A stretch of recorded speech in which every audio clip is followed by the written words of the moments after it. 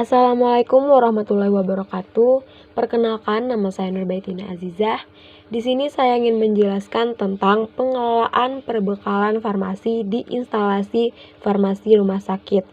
Nah, adapun materi pembelajarannya yang terdiri dari definisi IFRS, tujuan IFRS, tugas dan tanggung jawab IFRS, dan pengelolaan perbekalan farmasi di IFRS.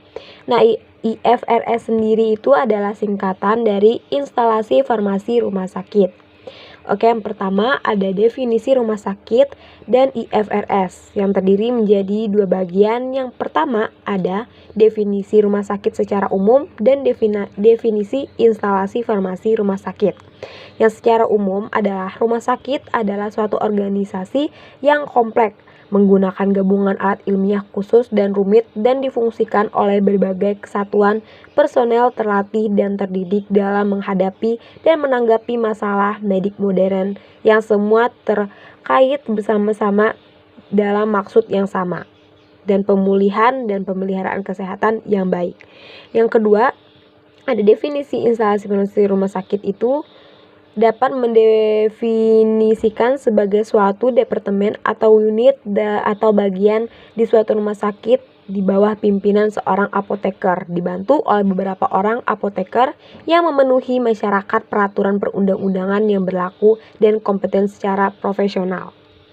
Yang kedua, ada perbedaan antara IFRS dan farmasi komunitas atau apotik yang terbagi menjadi dua bagian. Yang pertama, rumah sakit adalah suatu institusi dari dan untuk komunitas. Ia sangat dipengaruhi oleh kebutuhan, pengharapan, dan permintaan anggota masyarakat. Yang kedua, ada farmasi rumah sakit harus dianggap sebagai salah satu dari banyak bagian departemen pada seluruh rumah sakit yang mempunyai berbagai fungsi dasar umum. Yang tiga, ada tujuan IFRS, yaitu memberi manfaat kepada penderita rumah sakit. Yang kedua, ada membantu dan penyediaan perbekalan yang memadai oleh apoteker rumah sakit yang memenuhi syarat. Yang ketiga, ada menjamin praktek profesional yang bermutu tinggi melalui penetapan dan pemeliharaan standar etika profesional pendidikan dan pencapaian. Yang keempat, ada meningkatkan penelitian dalam praktek farmasi rumah sakit dan dalam ilmu farmaseutik pada umumnya. Yang kelima, menyebarkan pengetahuan farmasi dengan mengadakan pertukaran informasi antara apoteker rumah sakit, anggota profesi, dan spesialis yang serumpun. Yang keenam, memperluas dan memperketat kemampuan apoteker rumah sakitnya. Yang ketujuh, meningkatkan pengetahuan dan pengertian praktek farmasi rumah sakit. Yang kedelapan, membantu menyediakan personel pendukung yang bermutu untuk IFRS. Yang ke-9, membantu dalam pengembangan dan kemajuan profesi kefarmasian.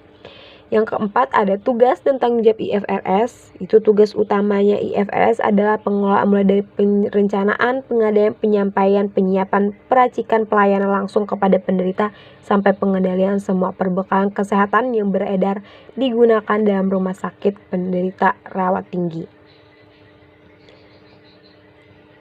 IFRS sebagai unit produksi. Nah, sebagai organisasi unit produksi, ruang lingkup pelayanan IFRS adalah menyediakan dan menjamin mutu produk yang dihasilkan untuk kepentingan penderita dan profesional kesehatan di rumah sakit.